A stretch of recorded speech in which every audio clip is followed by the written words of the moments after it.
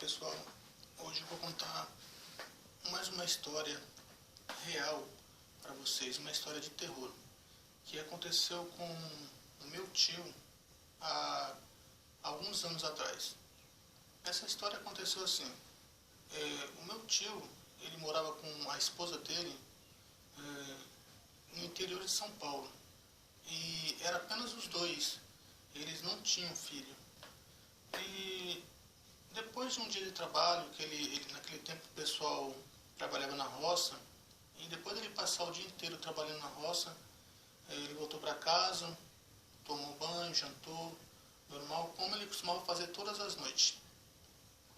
E eles moravam numa casa, daquelas casas, estilo daquelas casas antigas, que eram feitas de madeiras, os cômodos grandes, o chão era de terra batida, e o quintal grande, era assim como se fosse uma chácarazinha, e a casa ficava bem no centro do quintal, e tinha espaço, por todas as laterais da casa tinha espaço, tinha quintal, porque a casa ficava bem no centro. E tinha vários tipos de pé de frutas no quintal, e o quintal naquele tempo não era cercado com cimento, blocos, como é hoje em dia. Eram todos cercados com arame farpado. O quintal em volta todinho era arame farpado. E o portão era feito de madeira, como se fosse uma cancela. E eles estavam no tempo da lua cheia, no tempo que o céu fica bem limpinho e a lua cheia fica lá no céu, lá enorme, brilhando, bem reluzente. E nessa noite ele deitou para dormir, só que durante a noite ele acordou e estava ali sem sono, não conseguia dormir, ficava lá rolando na cama de um canto para o outro. Ele deixou então a mulher dele lá na cama dormindo e levantou bem devagarzinho, né, sem fazer barulho para não acordar ela, foi lá para a sala, abriu a porta e saiu no quintal. E quando ele saiu no quintal, lá em volta tudo era mata, era área tudo verde, ele viu, cruzando assim por debaixo da cerca de arame farpado, uma galinha. E junto com essa galinha tinha alguns pintinhos andando ali com aquela galinha no quintal dele. E ele então ali, né, e a galinha começou ali na horta dele ali a ciscar ali na horta, a comer algumas coisas ali que ele tinha plantado ali na horta. E ele então ficou meio irritado vendo aquela cena, aquela situação. E ele então foi para cima da galinha e levantou o pé no sentido assim de dar um chute na galinha com os pintinhos. Só que quando ele levantou o pé para dar um chute, ele sentiu algo que, como se fosse um choque no corpo inteiro, e o corpo inteiro dele travou, ele ficou travado.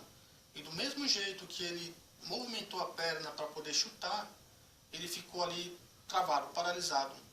E ele então, sem conseguir se mexer, sem conseguir falar, ele foi se arrastando, se arrastando assim pelo chão, até chegar próximo à porta da casa dele. E aí então ele se segurou na porta, se levantou e foi segurando, se apoiando na lateral da casa dele, na porta, e até chegar no quarto onde ele estava, onde a esposa dele estava dormindo. E aí então ele acordou ela, sabe assim, com uns toques da mão, porque ele não estava conseguindo nem sequer falar. E ela acordou e perguntou para ele o que foi, e ele estava lá paralisado, sem reação alguma. E ela então foi, pegou lá o remédio, deu o remédio para ele, e foi conversando com ele, e ele então, depois de muito tempo ali na cama, paralisado, ele então foi voltando assim, até ele conseguir falar de novo.